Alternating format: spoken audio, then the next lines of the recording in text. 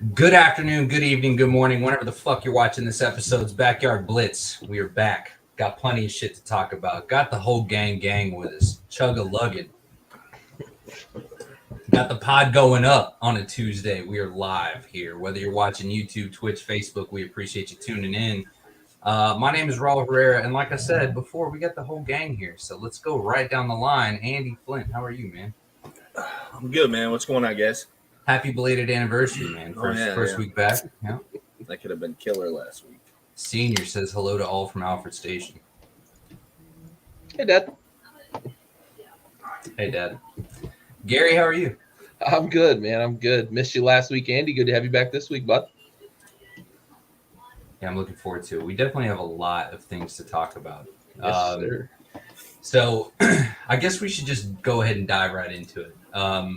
Let's start by going through all of these divisions, starting with the NFC North. We're going to cover the NFC here this week. Next week, we'll cover the AFC. So starting up in the North, we got Packers, Lions, Vikings, Bears. I mean, what's kind of a brief synopsis of running through all teams? Emphasis on brief, boys. Emphasis on brief. We'll do our best. Yeah, I have no doubt that you'll try. Andy, you're the Lions fan. You want to start with Detroit? Yeah. I mean, I don't think there's anything to really go into here too deeply. I mean, they won 3 games last season, which was pretty understandable. I think they're probably a 5 to 7 win team this year. They're going to be improved. The coaching seems to be there. We hope they still have Jared Goff, so I don't know how far you can go with that, man. Yeah, well, and maybe he needs to be a little more battle hardened. Maybe. Doubt it, but maybe. Gary, looking at, I mean, I guess we don't have teams in this division, but I mean, so before we get into who the high winners and losers are, I mean, is there any kind of state of the union, I guess is what you referenced earlier? Yeah, I mean, looking at Detroit, I like the trend, right? That's the big thing. For Detroit, it's building. It's the big trade with Stafford. You got assets in the draft, and I think they've had some good drafts here in back-to-back years. I really like what Dan Campbell's doing from a coaching perspective, building the guys up, bring some grit, some toughness. As Andy said, they may be a 5 to 7 win team. I've heard some bullish people saying they might make the playoffs, which I think is probably 2 years too early, if I'm being realistic. But I like the trend. I like where they're going. I like that they've built the offense and defensive lines. They have a couple of playmakers on that team.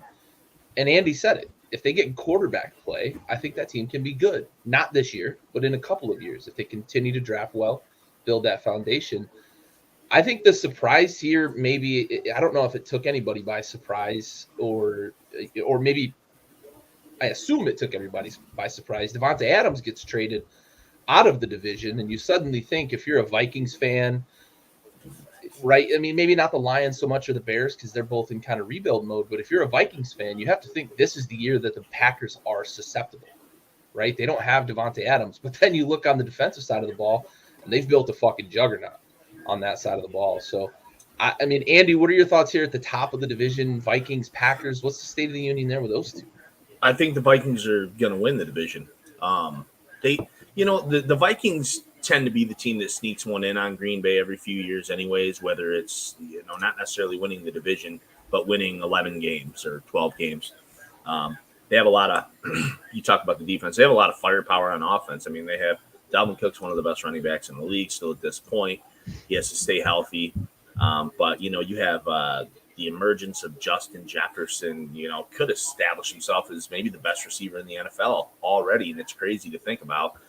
You have Adam Thielen lining up next to him, who's still a great receiver. And, we've had many discussions about Kirk Cousins. I don't want to go into it too much, but he's above average. So, let's give a little praise to that offense, I think, to go along with the defense. I think the door is wide open. I'd have to look at all the schedules across the board. I know who the Lions play. I don't know what Green Bay and Minnesota's particular schedules look like. So I do think Minnesota gets it done this year. I think that Minnesota can get it done from a wild card perspective. I still have no doubt that Aaron Rodgers is going to perform and still produce and secure the division. But, it was Colin Cowherd who made the reference that I feel like best suits it. I mean, he's the white Dak Prescott. Kirk Cousins is not going to get you far, even with Justin Jefferson. That is the most insulting thing you've ever said about Kirk Cousins. Well done, bud. I'll tip the cap. But, I mean, maybe Colin No. Cowherd It's said not it original. first, but, like, Yeah. that's so insulting because Kirk Cousins has won big games. He's beaten good teams. He's beaten teams with an above 500 record, and Dak Prescott has not. So from a production standpoint, maybe it's equivalent, but from results on the field, that couldn't be farther from the truth. But I'm with Andy. I think the Vikings are going to win this division because I don't think that Aaron Rodgers is going to be able to duct tape and Band-Aid together a serviceable wide receiver core on that offense. And I think they're going to win 11 or 12. And I think Minnesota's probably going to win 12 or 13 because I think all of the drama with Mike Zimmer and all the bullshit that went on with him is out of that locker room now.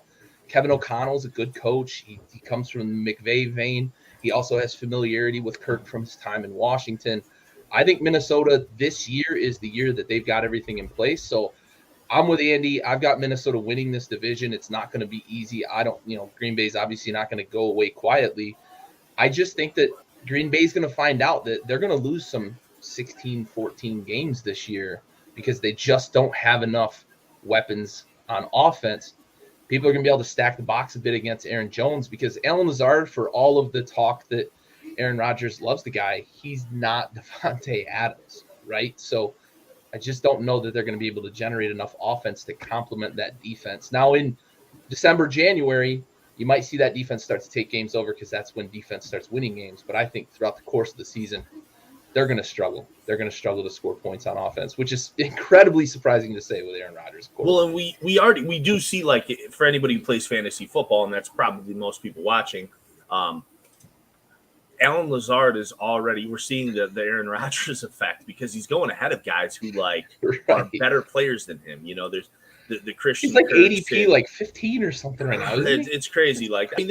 There's guys who I would rather have personally. Kadarius Toney, Christian Kirk, Brandon Ayuk, Elijah Moore, Chase Claypool. And it's nobody like crazy that you're going. I mean, you're wide receiver 3, but Lazard with the Rodgers effect. I mean, if he had almost anybody else throwing him the ball, yeah, it's wild. Is there an X factor or anything that would really help the Bears, give them a chance at anything? No. The 2024 draft. Yeah, there it is. Yeah. I mean, positive note for the Bears is, they might get a real good chance to clean house. I mean, I hate for that to be your silver lining, but I feel bad for Justin Fields in all of this because he too. had the Nagy effect, 100%. And it's gonna potentially derail his career because you're looking at 2024 is going to be his 4th year in the league. Yeah. If I just threw that number out there, but like if they're projecting 2-3 years down the road, that likely means that they're drafting another quarterback and it's not going to be Justin Fields. So I like him. I think he's a dog. I think he's got potential in this league, but I don't think it's going to happen in Chicago. I think he's looking at who's his next team. Maybe he gets to sign a free agent contract with some money. And if they haven't completely ruined him and made him punch drunk, as we've seen with a lot of, young quarterbacks that go to bad. So David Carr is a prime example. Uber talented, got punch drunk in Houston, never was able to revive his career. I hope that doesn't happen to Justin Fields. And jumping back to the fantasy train real quick, if you're out there taking Darnell Mooney ahead of like Juju Smith-Schuster and Hunter Renfrow, Adam Thielen, you don't do it. You're planning on the Bears slinging it a lot from behind, maybe, but well, I mean, I like Mooney and I like Fields as well, but the line's going to be tremendously bad. And looking at, do they have 5 guys that can even block their own shadow on that team? I don't even know if they have 5 guys on the offensive line. I think they're going to be couldn't tell together other guys, but couldn't really tell. I looking at some of this wide receiver stuff makes me sick. Adam Thielen is going criminally low, in fantasy drafts. It's nuts. Last week he was my must-have, man, mid-round guy that I think is going to be able to put up some big numbers in that offense. Jefferson's going to get all the attention. Thielen's just going to feast. He's going to have. Allen Robinson. Hey, help me settle a debate here from last week, Andy, about. I called Juju Smith-Schuster a sleeper pick because I predict that his bounce back year is going to be solid. Like, I think he's gonna, from a fantasy perspective. Sure. I mean, I agree with that. I guess it'd be in the wording. I don't know how many people aren't like keen to that. Gary, are you against him having a productive year, or you don't think he's a sleeper? Juju. Yeah, You're out on him. I'm out. He says. Yeah, I think that's nuts. But if he's gonna be successful, it's in that offense. I gave Raul that last week. I'm out on Juju. Yeah, I mean, I think I'm successful in that offense, but probably. I mean, we've seen Juju play good football before. I don't love Juju, but I mean. I do. He definitely has to get out of his own way. There's no Antonio Brown opposite of him in Kansas City, though. Maybe Travis Kelce's going to take the idea that crazy balanced itself out is fucking beyond me, dude. Well, right, you got Kelce. Kelce's still got to be the focal point if you're the defense in the passing game. So, well, and there's Jackson Mahomes too that brings a little bit to you. I mean, it'll probably keep him at bay, or it'll be his demise. So. Running into the NFC East, let's just jump right into knocking our divisions out so that we can talk about yours. State of the Union here for me is pretty simple. I think the Eagles are going to take the division, and Cowboys are going to be fortunate if they can secure a wild card spot. Before I jump into I guess I'll jump into the Cowboys State of the Union ultimately. I mean, Dak's got to actually perform to the contract that he's been paid, and it's not going to happen. I mean, he's not going to be able to execute the way he's expected to, regardless. I mean, regardless of whether or not he has the offensive weapons, which he's had, regardless of whether or not he has a number one offensive line in the NFL, which he's had, there is no reason that any Cowboys fan should believe that we're going to do anything significant this year with Dak Prescott at the helm, period. It's that simple. I think this is a terminal fucking lost cause until we get a new quarterback. But it's just a matter of staying relevant in a playoff picture. So from a realistic perspective, I think we could secure a wild card spot, and I think that we don't make it to a conference championship. So I think we all know how famously last season ended for the Dallas Cowboys. Embarrassing, famous ending where they just ran the clock out. But you look at it, they were a playoff team, and if they beat the 49ers, they're looking at a deep playoff run. Winning in January is a big deal. Did they get better this offseason? Did they get demonstrably worse? No. So they're going to be a fringe wildcard team. Is that kind of your expectation as a Cowboys fan? Yes, and the only reason that I say it's a fringe wildcard team is because I am expecting some improvement this year. I mean, I believe that we will see some type of improvement, assuming that Dak stays healthy. The receiving core, maybe CeeDee Lamb remembers how to properly catch a ball. I was running some numbers with a buddy of mine earlier today talking about receptions because I was making the claim that CeeDee Lamb can't hold on to a fucking ball. And we've seen it from Dez before, he had those streaks. But, again, for everybody praising CeeDee Lamb for what he is, he's not producing enough on the catching phrase. Like there was, I think last year, him and Cooper Kupp had the same amount of drops, missed passes. But Kupp had 71 more targets. So, just to put into perspective there. So, leading the race was actually Jamar Chase last year in drops. Couldn't see the football. Similar amount of targets, though, to be clear. Andy, as the impartial third party here with the Cowboys, what are your thoughts on them this year? I think they're going to win the division. I don't see much from Washington. I don't see anything from the Giants, and I don't think I buy the Philly thing. I don't know. This Philly shit kind of came out of nowhere. Everybody I talk to is all of a sudden like Philly's going to be real good, and I'm like, why? Because they got AJ Brown. Like that is that the reason? And I think for most people that is the big underlying reason. And I like AJ Brown. I think he's going to have a down year, comparatively speaking. I don't know. Like, I feel like every time I'm supposed to believe in Philly, when they were like, we're the Miami Heat of the NFL and shit like that. Like, yeah. I don't know. I think Vince Young calling them the dream team. Right.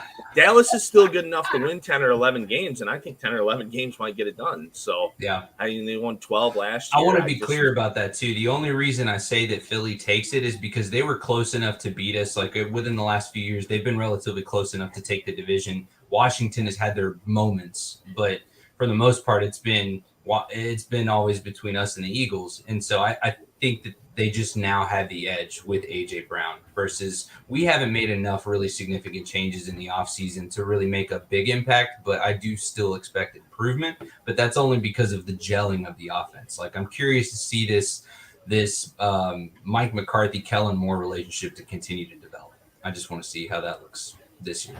That's it. And again, we did pick up some help on the defense, which is just going to help keep our offense off the field. Right. How and much that's are they what going to miss Amari Cooper? How much are they going to miss Amari Cooper? Not much. Not much. I think they can afford. I think he's grossly overrated, and his time in Dallas proved that. They can afford to lose guys on the offensive end in lieu of bringing guys in defensively, and I do think that that's kind of what they did. They don't have Gallup anymore, who's never on the field anyways. Right. No more Cooper. I think we get to see CeeDee Lamb be the and guy Tony Pollard, dude. in the passing. And then you have Pollard and Zeke still, and I think that they can do enough things. They can block well enough still on offense. Dak needs to be healthy. I know you guys don't love him. I think he's I don't mind him at all. So we'll see. To me, it's more of Philly not taking enough of a step. Yeah. Fair enough. I think this is the year we're going to find out if Dak Prescott is or isn't a quarterback worthy of the paycheck he got, because they don't have that fallback of, we've got Amari Cooper, we've got CeeDee Lamb, they had Gallup, and everybody expected all the weapons, and then Gallup would continue to get hurt, Dak got hurt. There was always the built-in excuse. Zeke was nicked up the 1 year. Offensive line had a few guys on IR. I think this year going into the season, the expectation is Dak got paid. Now it's time for Dak to take this offense, which may not have the same set of weapons they've always had, but do something with it. Win games and prove that you're worth that paycheck. I don't believe in it. I know a lot of people do. I just look at what Dak does when the plays matter, and he's not good. He's not good when the plays matter. He's really, really good. I tried to find an equivalent off the top of my head as you guys were talking a little bit about Dallas, and I couldn't come up with it. But there's basketball players that we know as fantasy basketball players. They are stat stuffers, but they're not on winning teams. They don't play winning basketball. To me, that's what Dak Prescott is. He's a stat stuffer. He's always going to be up in the top 5 of productivity with quarterbacks. But when the team needs him to go win a game, he hasn't proven he can do that. And that, to me, this season is the season. If Dak's going to show that he's worth that paycheck, that's what he's going to have to do this year. They're going to have to win in January. They're going to have to win when they play teams above 500. They're going to have to beat other playoff teams. We haven't seen him do that. Yeah, basically, Dak is definitely going to be the big difference here. Free Senior says Dak needs to figure in more of a running game. He doesn't seem to be. Yeah, I agree about needing the run game, but that's also going to be contingent on having a reliable run game. I mean, Zeke's got to be able to perform, and I think he's peaked, and so you got to start really kind of channeling Pollard in there, because I think it's time to start. He's a workhorse. Yeah. So I agree. All right. Any other closing thoughts here? I mean, did you need to, State of the Union on the Commanders here, right? Yeah, I can talk a little bit about it. The big thing for me is the X factor, and the big thing for Washington is going to be, can Scott Turner put Carson Wentz in positions to succeed? I don't trust Scott Turner at all. I've been very vocal about that. I don't trust this entire coaching staff, essentially. But if Washington is going to be successful this year and contend for this division, it's going to rely heavily on Scott Turner finding favorable matchups in this offense to give Carson Wentz reads that he can be successful with. If Scott Turner's just mailing it in every week, there's no quarterback in the league that's going to be able to overcome that. We've seen really talented offenses not be able to. I mean, you look at Dallas with Mike McCarthy. They can't overcome him. It's just this constant churn of this Carolina bullshit up here in the DC area. And I need Scott Turner to get over that hump and start to be the wonderkin that everybody thought he was because of who his father was. I don't trust it, but if that's something Scott Turner can do this year, I think Carson Wentz gets back to what we saw from him in 2017 and parts of 2018 when he was MVP caliber. But if Scott Turner's not taking advantage of the weapons that Carson Wentz has, the most weapons he's ever had, even bar no team he's ever played on. Philly, Indy, bar none. He's got the most weapons on offense that he's ever had. Terry McLaurin's an elite wide receiver. Curtis Samuel is a guy that's a real Swiss Army knife. Good running game, good tight end. Logan Thomas is an underrated guy at tight end. And then they drafted Jahan Dotson, who everybody thinks has been awesome in camp. We'll see what he is on the field. But Carson Wentz has the most weapons and the best opportunity he's had to succeed in this league. But if they don't do things to put him in position to succeed, Washington is going to be a 4-win team again this year. We need to see it from the defense, though. Yeah. That team went from being an animal 2 years ago to being below average last year, really. I mean, it's vanilla coverage. It's 10, 15 yards off the ball. Expect the defensive line to just get home every time.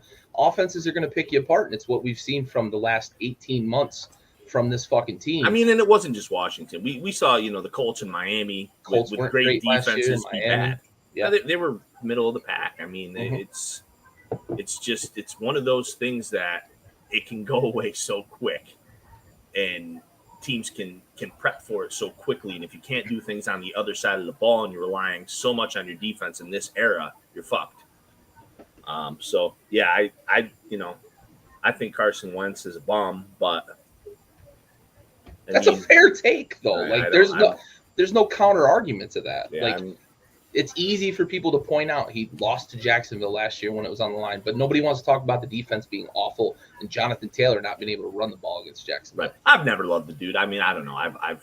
It's just one of those guys I've always kind of been like, eh. Yeah, sure. That's fair. If Scott Turner doesn't put him in position to succeed, we're going to suck. That's just what it boils down to. Give him favorable matchups. He's got arm talent. He's a strong guy. He can move around a little bit. But if you're relying on him to go out there and carry an offense, he's not that guy. How you guys feel about the Giants? Make some noise. So in the NFC South, we've got the Panthers, the Falcons, the Saints, and the Buccaneers. I like it. I respect that. So, I mean, look, Baker's going to give Touchdown Tommy a fucking run for his money. You got that? No, not even remotely, my guy. But I was hoping you were serious. I was ready for the saucy take, bud.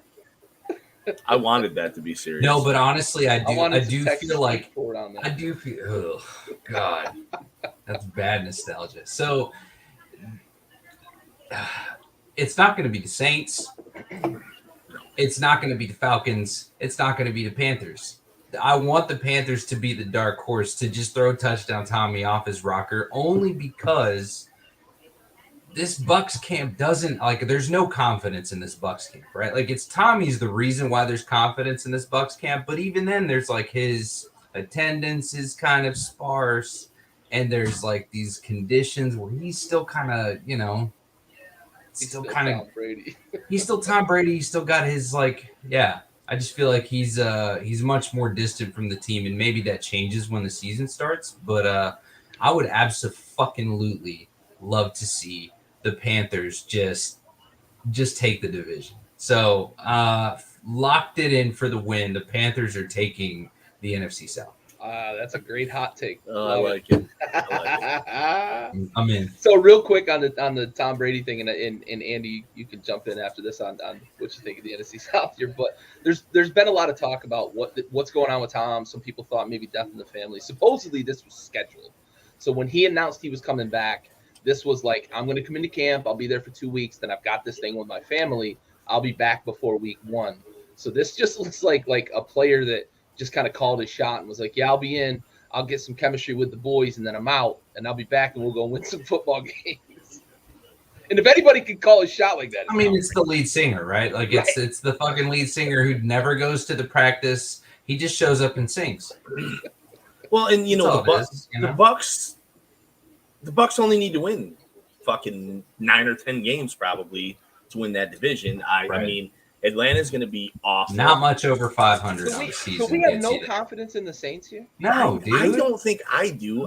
Why? I don't know if it's no top confidence. 5 to 7 defense. Okay, great. Who's going to score points though? Who's going to score? Maybe. I don't know how much I believe in Michael they Thomas. Say he looks good in practice. I don't know how much I believe in Alvin Kamara at this point. He might get suspended. He Tomorrow might be continues to suspended run a for at great least the 40. slant route. Yeah, Michael Thomas. So it's not no faith. It's just a Low lack faith. of faith in, like, I think they can win 8 games, maybe. Sure. But, like, I don't, I think if they were to win 8 games, Tampa's going to win 9 or 10. And they're just, in Carolina, I would love to be on that. But I think we're going to have a situation similar to last year where they're not sure who their quarterback is. At some point, Sam Darnold's going to be looking real good over there on the bench when Baker's fucking things up. And you can't do that. Yeah. And that's what they're going to do. You have 2 quarterbers. You have none. McCaffrey's going to play 7 games. I don't know. Is he going to play that many? Maybe. I don't know. I don't know if I trust it yet. So I think Tampa just walks off with this one again. And how convenient that Tom Brady gets another fucking, like he just walks into one of the. Yeah, he's walking into the right now. I think it's. You know what? It's here's my favorite take. He is walking into the shittiest division in the NFC. I mean, outside of the Bucks, it's the shittiest division. Saints, Falcons, Panthers, and I think the NFC East can take the NFC South. I mean, I think Atlanta might be the worst team in the whole conference.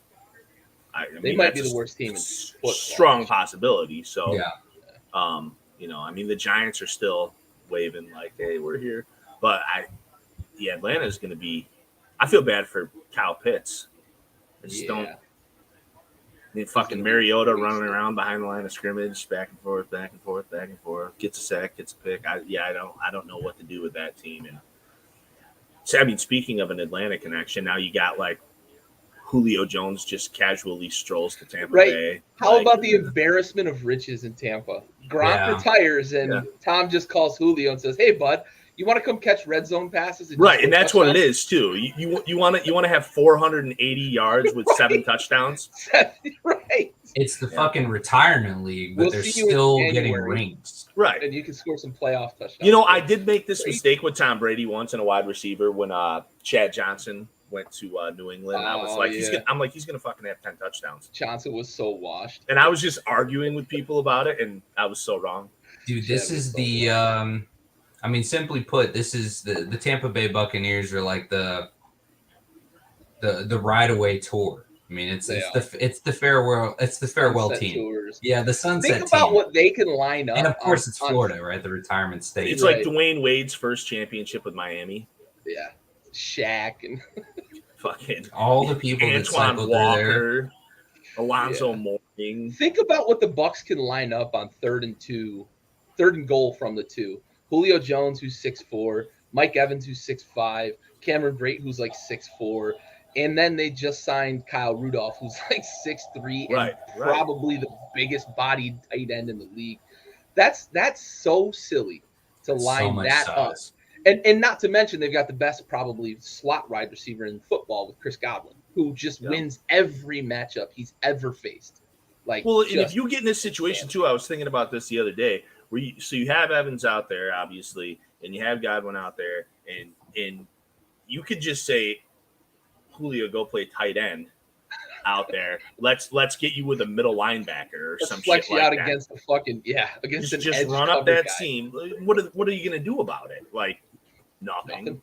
Yeah, you're gonna turn and look at the back of his jersey. I mean, even if he looks like he did last year, I think the Titans' mistake though too was they expected way too much out of him. Yeah, like I think that they thought they had a 1,000-yard, 8-touchdown receiver, and it wasn't going to happen. Yeah, for sure. I think the big X factor in this division though, and I don't want to make light of it too much, but the Saints are going to have a defense. The Falcons are going to be awful, and of course we know what we got with Tampa.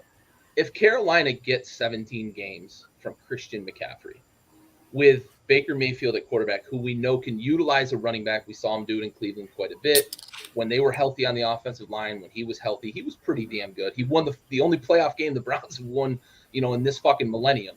So if Christian McCaffrey, by some stroke of fucking fairy dust luck, plays 17 games, I think Carolina is going to be able to put up enough points. And they've got a pretty decent defense. They don't have a great defense, but they've got a pretty decent defense that they may sneak a peek at a wild card spot. And if the Buccaneers fuck around and stumble early in the season, and as you mentioned, Andy, the 9-10 games, and Raul, I think you also said 9-10 games might win this division.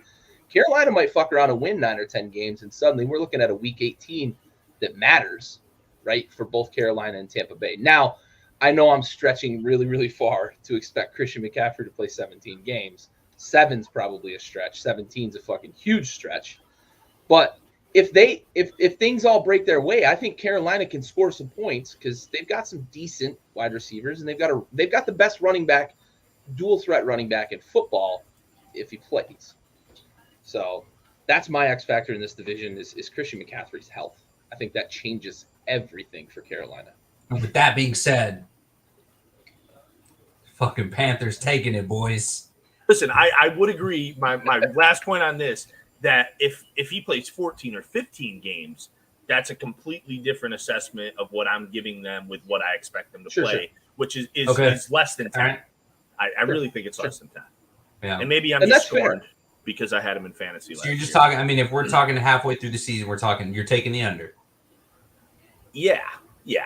I mean, again, if I'm expecting McCaffrey, say an injury's not, say you're playing Madden and you've turned injuries off, they can win 10 games. I say 13 games. Holy shit. Yeah. Okay. Now you need to fucking check your blood alcohol level. You're right. We you heard it here first though. All right. So that being said, let's move into the NFC West. We got the 49ers, Cardinals, Rams, and the Seahawks. So I'll be honest, man, with this, I mean, this is closing out the NFC talk for this, but this just overall makes me feel like the NFC is just fucking boring. I don't know about Kyler. I mean, I know he's injured, so we'll see some, he's not going to get the start right away. The Seahawks are fucked. The 49ers, unless they can I mean, you're going up against the Rams, dude. Nobody's upset that the Seahawks are fucked either. No. Except Seahawks fans. I don't even think Seahawks fans are upset because they've had a good ride. They forgot after the Super Bowl appearance. Right. They completely forgot they even had a team in Seattle. Yeah. Well, that none of them were. Listen, before the jersey switch, none of them even know what the old. If you walked by a Seahawks fan with the old school fucking shit on from the 90s, they'd be like, what team is that? Who's Largent? No idea. Yeah. Oh, for sure. I mean, get yourself a Zorn jersey, dude. I mean, I just feel like Jimmy Grant. There's so many different names you could throw out there that they would just be oblivious to. Sean Alexander. Alexander. Okay, so outside of the Seahawks, I mean, it's simple for me. I mean, I think the Rams are going to take it. I'm confident that I just don't have a lot of faith in the foundation that the Cardinals are going into this year. And it's, the social media hype has definitely made me waffle about Kyler because I was thinking that this year was going to be a great opportunity for him to just kind of show up and show up. Well, what did they start out last year? Was it 7-0, 8-0? Yeah. They were out of control. They went deep run. Everybody's like, and then they lost to the fucking Lions, towards the end of the season. Like, what are you guys doing? You can't do this. Yeah, it's a weird team. So the 49ers are talk about there, don't we? The 49ers are interesting to me because so either Trey Lance makes them like a 6-win team or they're like a 12 or 13-win team, in my opinion. I don't know. Are they not the most boomer bust team that we've seen in a long time? Kyle Shanahan is going to be the difference maker there, though. Right. And I mean, we saw him win 10 games. They could win 5 or 15. They almost went to the fucking Super Bowl. I do feel like he's the guy to get them there, though. I mean, that's why I have no opinion on the Niners. Clearly, they can be great. Clearly, they think that too. If I'm a Niners fan, a part of me is really, really excited about Trey Lance, and then the other part of me is so fucking worried. I don't know what to do with myself. Because Right. I don't know. We talked about this guy having the huge ceiling, but being a project. And now we're going into this year, and it's like, well, now it's yours, bud. So is he ready? Is he still a project? I don't know. Gary? Yeah, I mean, if we're talking Niners, I have to agree completely. We don't know what we don't know about Trey Lance, and even the reports coming out of camp are really mixed, right? Like he hits the big play, but then he can't hit a money underneath, and I think that's where like a guy like George Kittle might struggle with Trey Lance at quarterback because that's where he thrives. That in between, in the margins, playing the hashes, and he's a huge weapon in that offense who makes a huge difference for that offense. And if you take him completely out of the game plan, Trey Lance hitting the big play don't matter because the safeties can just bail out. And of course, the run game is going to make a difference. But this is the most enigmatic team that I think I can't recall a time when I thought a team could finish first or last in a division, Right. and it would make complete sense if they finished first or last in a division. Because if the Seahawks can capture any sort of magic in a bottle between DK Metcalf and Drew Lock, and of course Noah Fant up there now, they could win 5 or 6 games. And I could see if the Niners let Jimmy G out the door and Trey Lance struggles, that team could win 4 or 5 games. And I would say, well, they're looking at next season because Trey Lance is a project. But if they go and win 15 games, it's Kyle Shanahan's a genius, put him in position to succeed, move the pocket a lot, found ways to get the run game going, used him as a dual threat. And I would not be surprised by that either. Well, So maybe that's exactly the point, what you just said. Maybe the 49ers brass, obviously they see him every day. Maybe they're still fucking undecided. So they're like, we're either going to know by midway through the season if we have a playoff run or we're packing in for next season. Early. Because sometimes you don't really know what you're doing with a player once, especially an important situation or position like the quarterback, until you get him into real games. Because he didn't look good in his only start last year. He did not look good. Right. And but he was a rookie and he wasn't prepared to have to start. He's going to have the whole year. And, obviously I think the Jimmy G thing was a huge distraction. Mm-hmm. But now the other thing is Debo. Like, Debo doesn't want to run the ball anymore. What the fuck? Like, he's got incentives built in now. They're paying him and whatnot. But yeah, I mean, that was the big thing. He didn't want to be paid as only a wide receiver. He wanted to be paid. If they're going to use him as a dual threat, they're going to pay him. I think that's fucking brilliant, honestly. Well, here you go. Get running back money, pal. They make fucking less than you do. Yeah. He got his wide receiver money, but he got some incentives. So maybe we'll see a similar Debo. That dude is probably the hardest guy south of Derrick Henry to tackle in the league, man. I watched Debo Samuel break 6-7 tackles on a play. He's got to be one of the hardest wide receiver. He might be the hardest guy to game plan for on offense too, outside of the quarterback position. I mean, because you don't know about a Swiss Army. You don't know where he's going to be. Is he going to catch 10 balls or is he going to run 10 balls for 100 yards? Right. Yeah, we don't know. Capable of both, equally as dangerous in both. It's, solid. All right. So, how much of a concern is Matthew Stafford's elbow for you two? Because I'm super concerned that they're talking about it as they're calling it thrower's elbow, and essentially, basically, what that really means is like he cannot throw the ball without so much pain that he can't bear it. And we know Matthew Stafford is historically high on the pain tolerance scale. The dude separated his fucking shoulder and went in and made the game-winning play. One of my favorite moments in NFL history. Played with a broken collarbone. Yeah, absolutely. That mic'd up fucking film is probably the best sequence of film maybe that NFL Films has on record. It's phenomenal. Yeah. For that's him my, to not that's be my able favorite to, thing of all time. Right. Yeah. Telling Doug, get the fuck off me. I'm going to the Move my helmet. Get out of here. I can throw if you need me to throw. Leave me alone. He actually took somebody else's helmet. Yeah.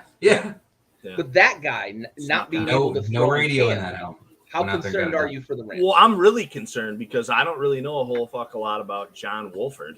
So I don't even know who that dude is. I couldn't tell you what he looks like. He started a playoff game over Jared Goff a couple years ago. That's not fucking hard to do. Because I do remember that actually. Yeah. So the thing is like it sucks for the Rams because I think their offense has improved this year. Allen Robinson, I think a lot of people don't tend to know what that guy's about. Really, really underrated wide receiver in a couple of really shitty We positions. covered that last week, too. Yeah, we played If for you the didn't Jags catch and the that Bears. last week. That was, Like, I come mean, on, Allen guys. Robinson move was a So solid. bringing him in there, especially Happy opposite anniversary. Cooper Kupp. But yeah, I'm super concerned about the Stafford thing. And again, you Yeah. talk about the separated shoulder and all of that. That was like a 22-year-old Matt Stafford. We all know what it's like to Be 35 years old. you start to get up there a little bit, and it's like, Dude. I do shit sometimes now, and I'm like, fuck, man, this scab. I mean, why is it taking a month? So it's. I was getting just old, telling, I think it was Gary last week. I was saying sleeping wrong in your 30s just hits different, dude. Like, I mean, I turned 32 Done for a last week. week.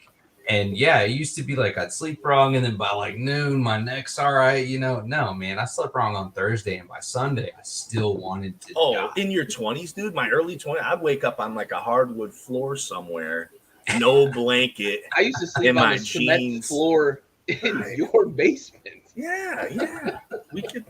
You could do that shit. So it does get I different. slept on fucking non-skid in the Navy. I slept on Oh, steel yeah, decks. dude. I slept wrapped around a radar cabinet once. Ridiculous.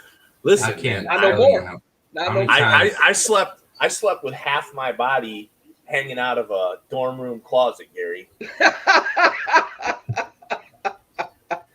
Yep. It's true. It's true. It's a true story. So, Dude, no. that's crazy.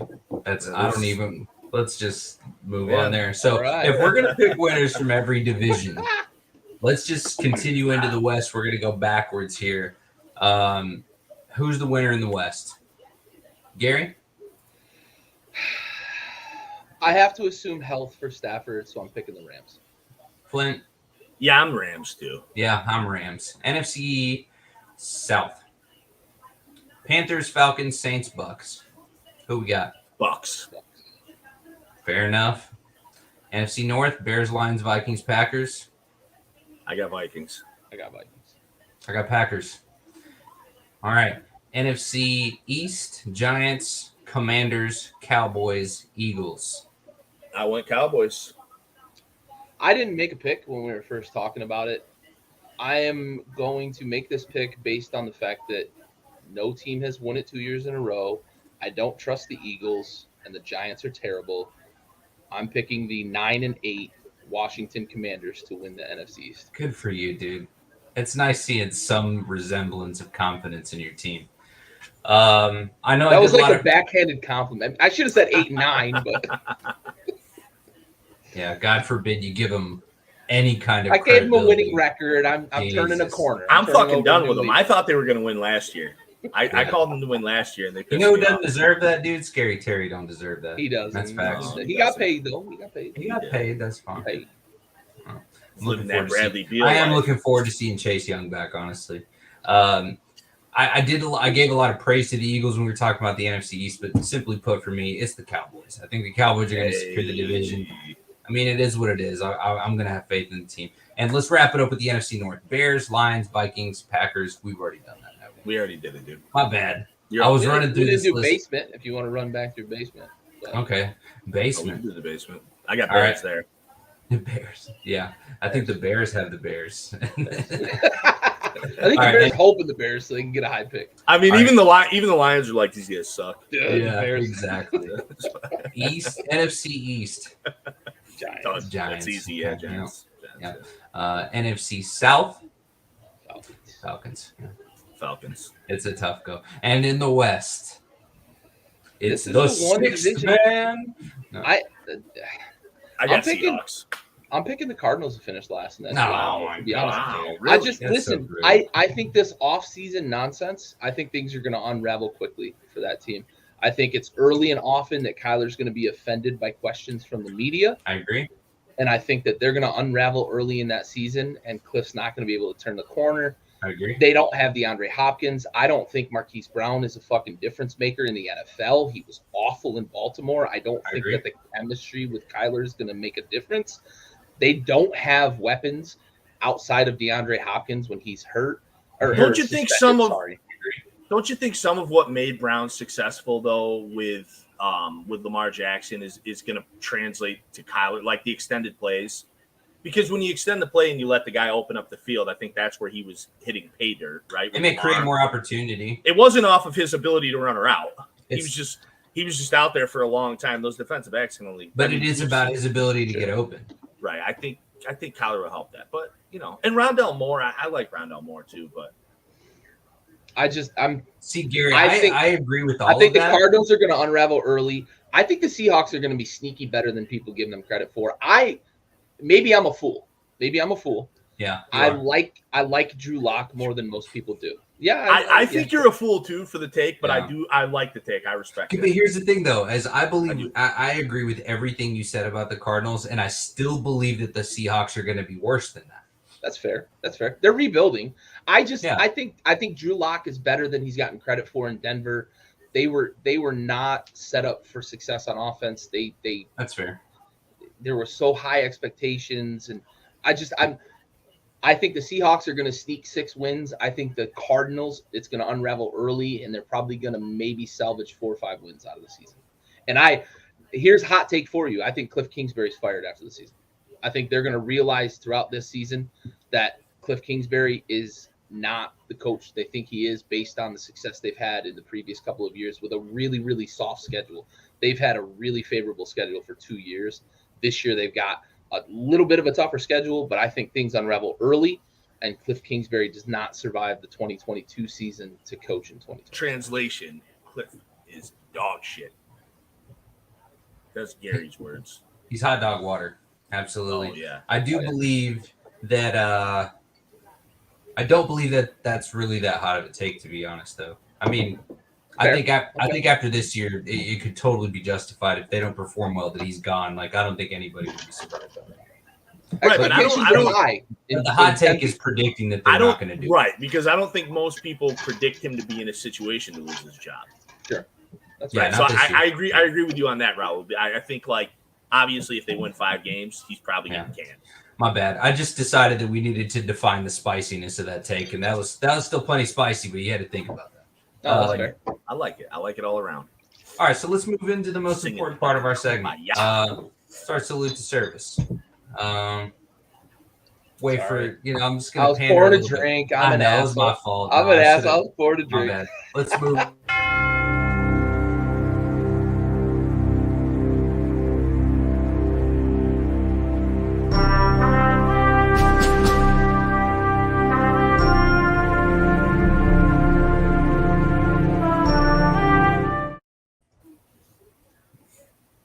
All right. Our salute to service this week is going to go to Sergeant First Class Dustin Ard, who passed away August 29th, 2019, serving during Operation Freedom Sentinel. He was 31 years old from Hyde Park, Utah. And he passed away from wounds sustained during combat operations in Zabul Province, Afghanistan. He was assigned to 2nd Battalion, 1st Special Forces Group Airborne at Joint Base Lewis McChord in Washington. Sergeant First Class Dustin Ard, we have the watch.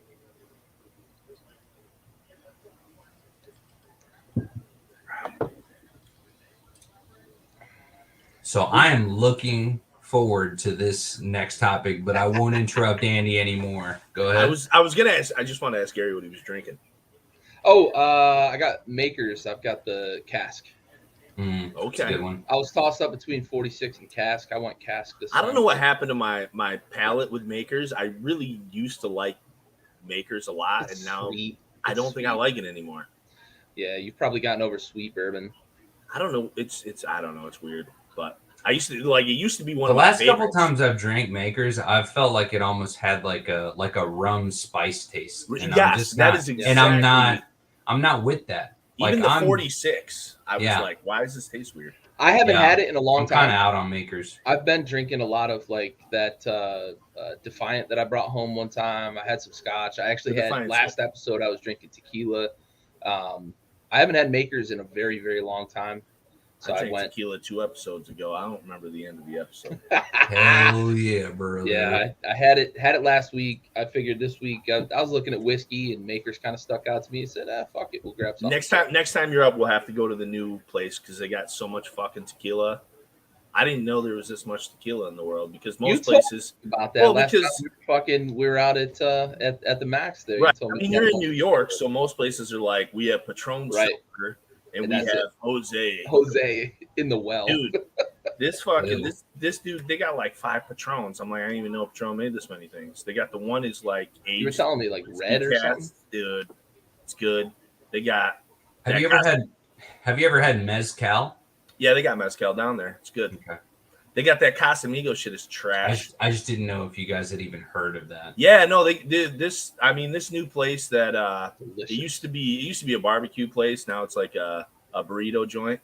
I know, go gentrification. But they he went all in on the tequila. You learned so much in these years. He got that's like it. That's at Biggie's.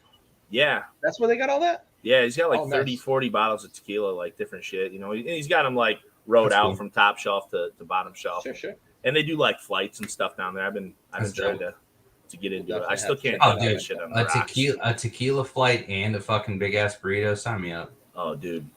Sleeping for 3 days. White guy burritos, though. I'm not sure. Well, I mean, they are white guy burritos. A majority of burritos that you're getting at any establishment right now is white burritos. Like they are Americanized burritos. A regular burrito is They're not whiter than Chipotle. I'll be honest, a regular burrito in like Mexico is not really this like fucking awesome thing. It's just like it's like a fucking meat pocket. It's a hot pocket, And when I had a taco for the first time in Mexico, I was like, "What the fuck is this?" Mm-hmm. Onions. I mean, it was good as shit, but like, I'm a cilantro whore. I sit in the kitchen and like pick that shit off and eat it while I'm cooking. Yeah, I mean, you just lost me at hard shell, honestly.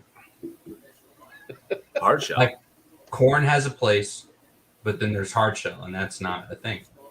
It's just I'm just identifying things that you whites have fucked up. Did you say hard shell? I didn't say hard shell. No. I was just talking about tacos in general. Yeah. White people tacos with the hard shell. Yeah, I just don't. Well, I can't do I'll eat a hard shell, but I'm eating a Tex-Mex taco on a hard shell. I'm eating beef with Taco Bell seasoning style, cheese, lettuce, some tomatoes, and some taco sauce.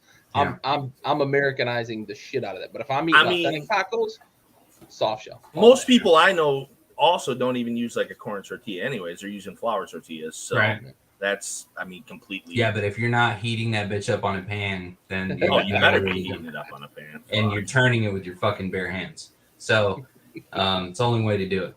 So I've actually got a proper cast iron comal. That's how I heat up my tortillas always.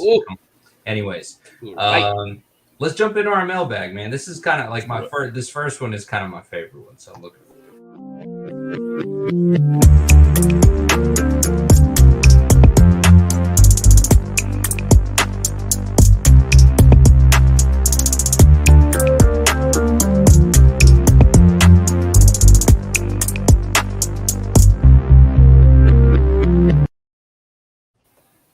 Love it. So we are in our bag. In the bag. We secured the bag. Now we're in that bitch. So does it tell who asked these questions? No, I should do that from now on. I just was curious. That's my fault. I will make sure that the viewer gets called out for their question. So, hey, viewer, thanks for asking this question because it was actually my favorite one in the mailbag. Will Gary Aaron fucked it up. miss Devontae more than Devontae will miss Aaron? The answer is very simple. It's yes, he will. Because Devontae's not going to be missing. I'm not trying to discredit Aaron Rodgers, to be clear. But Derek Carr and Devontae got history. There's no way that's not going to be a good thing. Period. Just period. So I feel like for me is a no-brainer. Aaron will absolutely miss Devontae more. I agree. I'm 100% just because it's not like Devontae went to a team with like a shitty quarterback and a terrible like offense in general. He's lined up side by side with another good receiver. He is a serviceable quarterback. I mean, I'm not huge on Carr, but he's well above average. So like that's, to me, translates way better than now Rodgers has fucking Alan Lazard. And I think he's going to do some stuff. I mean, it's Aaron Rodgers. We watch this guy, defy the odds every year, throwing a million touchdowns and practically no interceptions. But I do think that all while in space. I do think that what Rodgers has lost is much more than what Adams is losing in this transition. Yeah, I think he's going to need a lot more ayahuasca this season. Gary, what are your thoughts? Do you have any objections?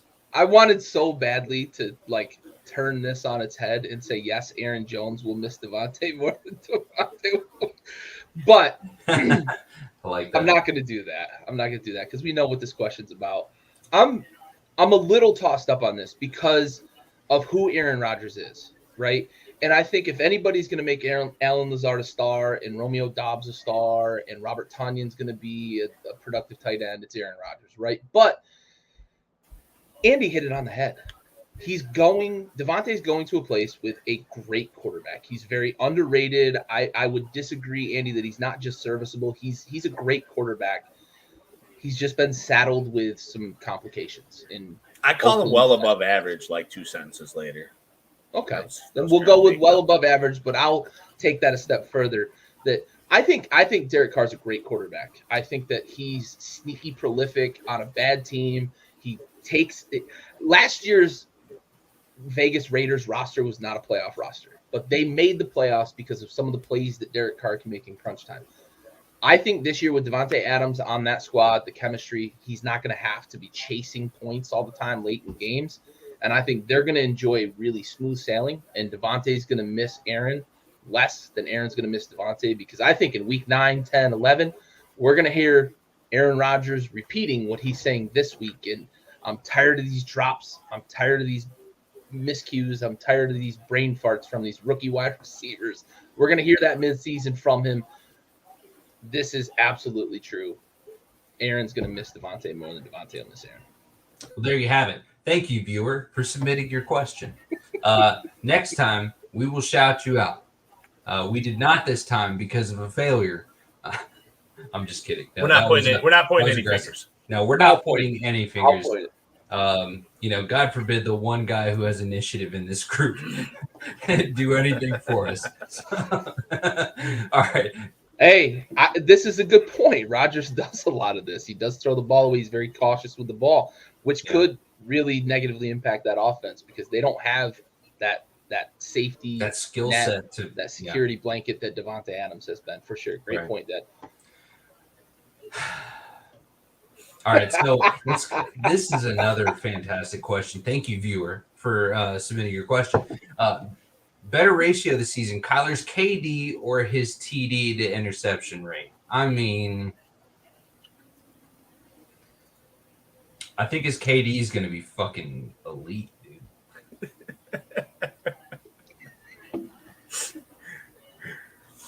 I mean, elite. But is he going to have more touchdowns to interceptions than he has killed death? I guess the real answer has to be TD interception rate, only because the way the volumes work, you don't always get stuck with good teams on the KDs. I mean, I just feel like it's kind of a bias. But maybe he will be playing more Call of Duty than he will be studying tape, regardless of whether or not he is contractually obligated. That's the ratio we can all get behind. Right. I gotta also go TD to INT. Just because this made me actually have to fucking look earlier. So a 1.5 to a 2.0 KD ratio is considered top 10%. Kyler finishes just over 2 with the TD to INT. So I don't know how good he actually is at Call of Duty. I think we're going with the touchdown to INT. There it is. I bet you he bitches a lot. I bet she's like that audio clip of like, dude, get shit on. Nobody want me, you pussy. Nobody rage quits more than Kyler, guaranteed. Besides like Ben Simmons, probably, but Oh, Ben Simmons is up there. I don't think there's any. I don't think there's rage quit. I don't think there's any rage quitting. I think it's more like a sorrowful, like a sore loser quit, where he doesn't necessarily complain. He just sets the paddle down and then leaves the group chat. He just quits. Yeah, he just quits and cries. All of a sudden, his player turns to AI, and you had no forewarning. Just gone. Yeah, he just goes and then like rummages through a Kardashian account on Instagram or something. So Gary, what's better? What's it going to be better? It's going to be close. It's going to be close because Kyler actually streams with one of the better streaming teams with college. And I had to look it up. He's actually like in that 1.5 to 2.0 range. So it's going to be close. But I do think that he's going to edge out his KD, not by much. I think, like I said, I think things are going to fall apart early. I think we're going to see Kyler struggle, but I think we're also going to see him get some garbage time stats to fill up the stat sheet.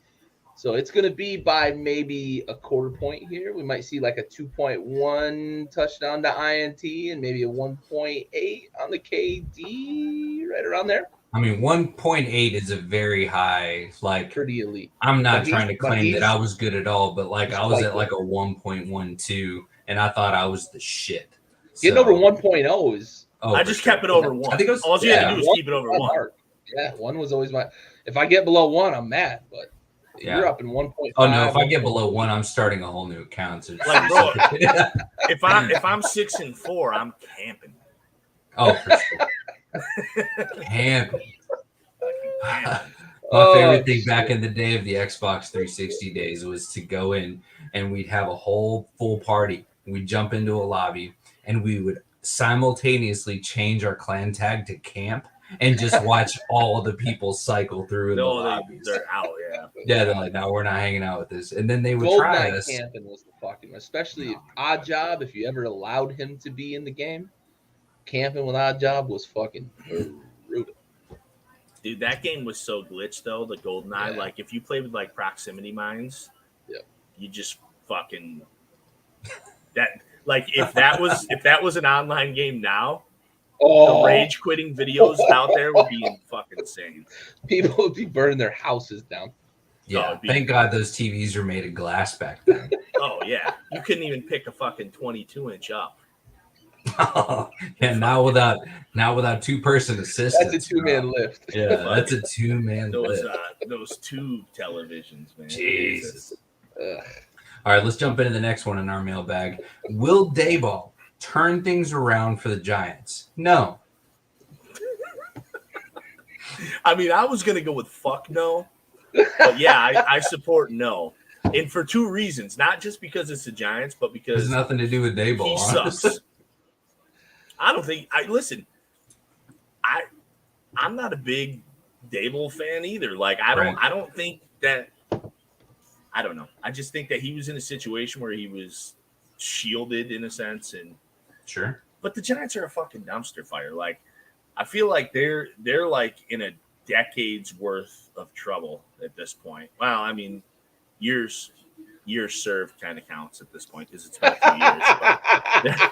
We're giving them credit for years. Yeah, he's gonna get their fucking time served. They're just they got the time served credit and they're in trouble, man. It's just it's the whole it's thing. A tough go. Once they hired once they had Pedo Stash there, like it was all weird to me. God. I don't know, man. That seems fucked. So no, he's not. He's not. McAdoo. Yeah, McAdoo. Mm-hmm. Christ, stay away from tough school, go. bud. You know damn well that dude smelled of fucking Marlboros and bologna. Oh, dude. Bologna. Oscar Mayer. On to the next one. Last one for the night. Did I get the answer? Yeah. Come on. No. Oh, Gary? Fine. I'm sorry fucking Andy's so long-winded. Because it's Gary, probably going to be different. Oh, yeah, for sure. No and fuck no are probably close, right? And I want to say that this is, Andy, you and I have talked about this principle for a long time. Brian Daboll is another example of the +1 rule. He's a really, really good offensive coordinator. And when given weapons, he has shown that he can succeed. Josh Allen, he turned him into a guy that really commanded that offense. And now Josh Allen is the supernova that is just he's coach proof now, right? There's guys that are coach proof, Rodgers, Brady, etc. Josh Allen's among that group. But Brian Daboll is not a head coach. And the way he has handled this offseason tells me that. The interviews he's had, the talks he's had, talking about the Giants like as like, oh, Super Bowl hopefuls, like that's too much for me. You're clearly not in control of your surroundings as a head coach if you go into the situation in New York and see what that team is, and then you're out in the public saying, yeah, we're looking at the Super Bowl. Like, no, you're fucking not. No, you're fucking not. So this to me is another example of the +1 rule. And for those that haven't heard us explain what the +1 rule is before, every single person that has success in a role always ends up in a position that is +1 too many for their skill set.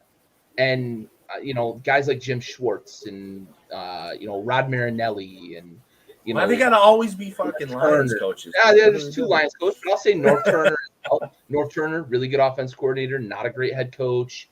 Guys like that. Well, some guys go into the upper management jobs too, where they should have been a coach. Right? Guys that are GMs that are better scouts, those sorts of things. So Brian Daboll's another example of a guy who I think is really, really good at developing young quarterbacks, but also designing strong offensive schemes, but is not cut out for the head coaching position. So for me, for that reason, not because of all the ecosystem that's in New York, but because of what Brian Daboll is, this is true. Or this is false. I'm sorry. He will not turn things around for the Giants. Great. Hey, thanks for finding the longest way possible to agree. You guys went so quick, though. I figured I had a little runway. Hey, right? man, what else is there to say? I mean, I'm not trying to short the mailbag here. If we're gonna get in the bag, we're getting all the way in. But come on, we're throwing the water. It was an opportunity for me to throw out there the +1 rule that Indy and I talk about a lot. I do like the +1 rule. Yeah.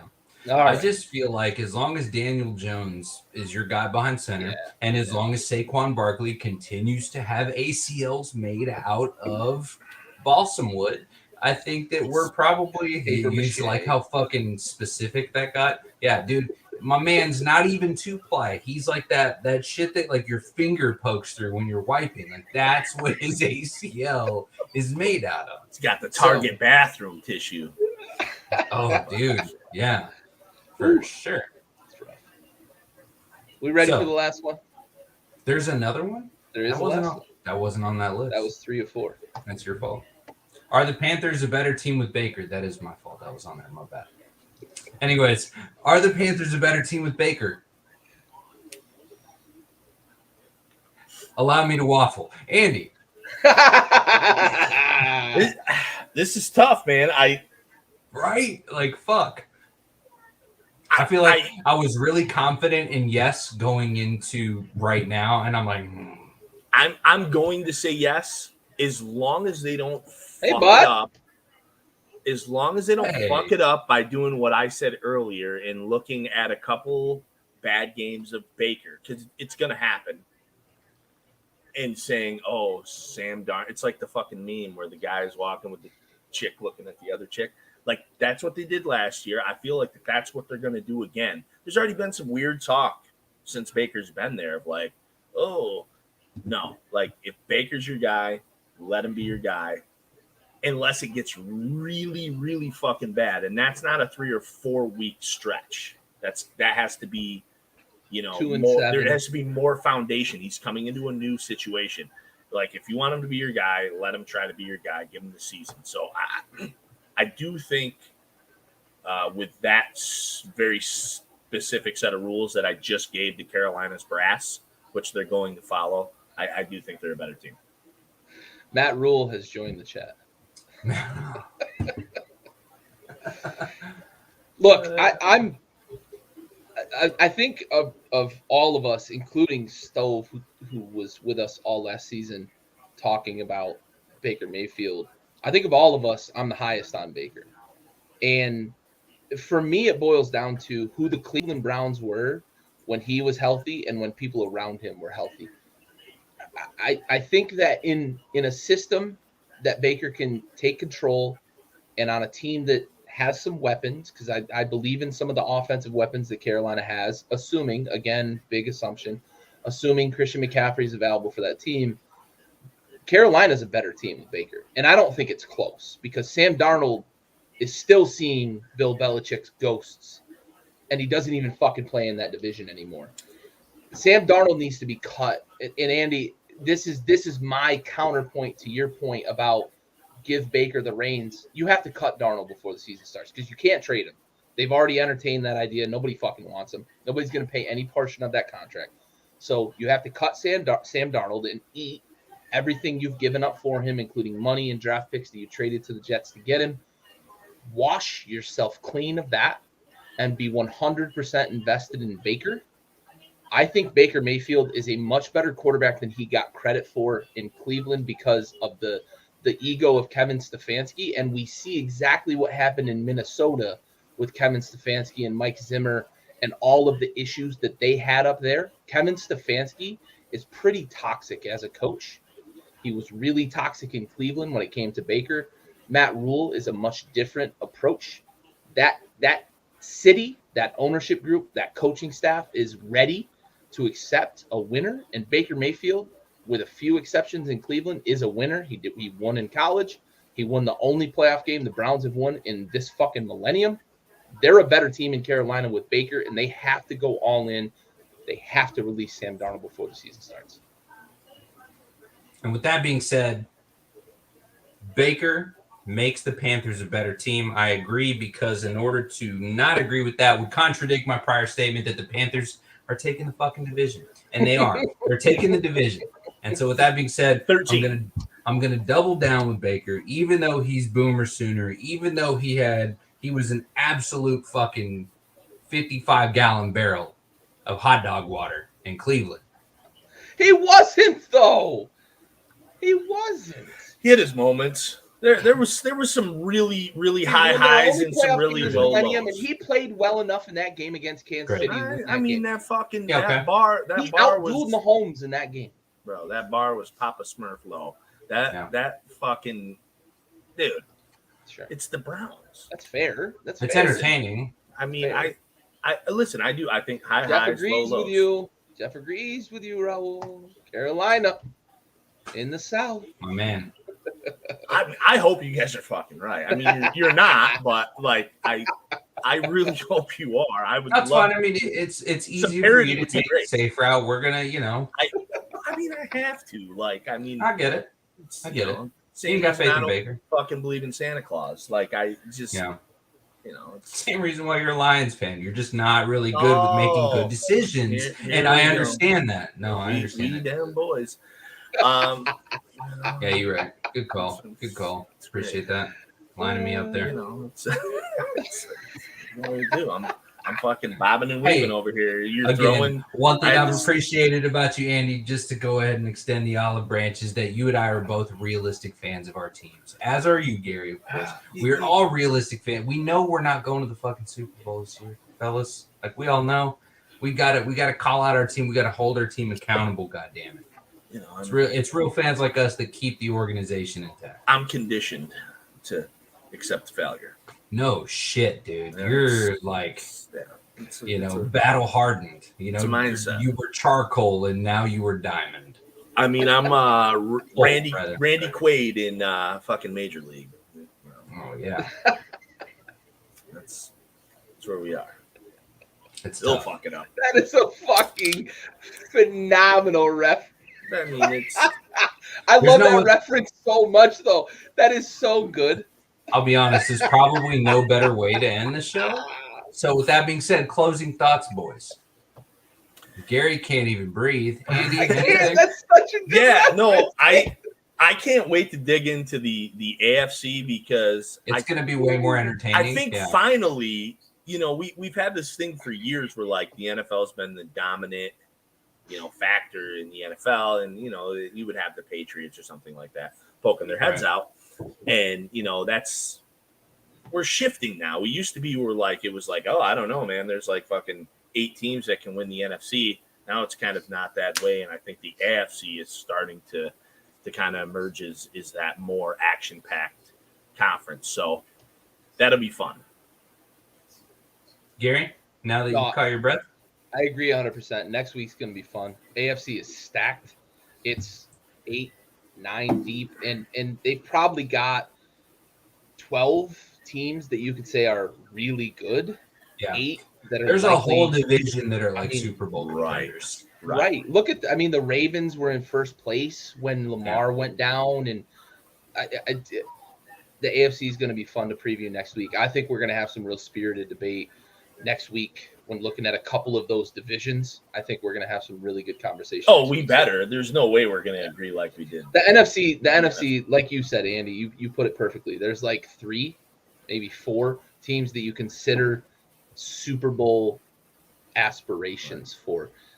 Not like that in the AFC. There's a fucking awesome collection of teams over there. In the AFC. There's 3, 4 in one division. Again, like this legitimately so 4, right? You have to say there's 4 in one division no that are saying Super Bowl is possible.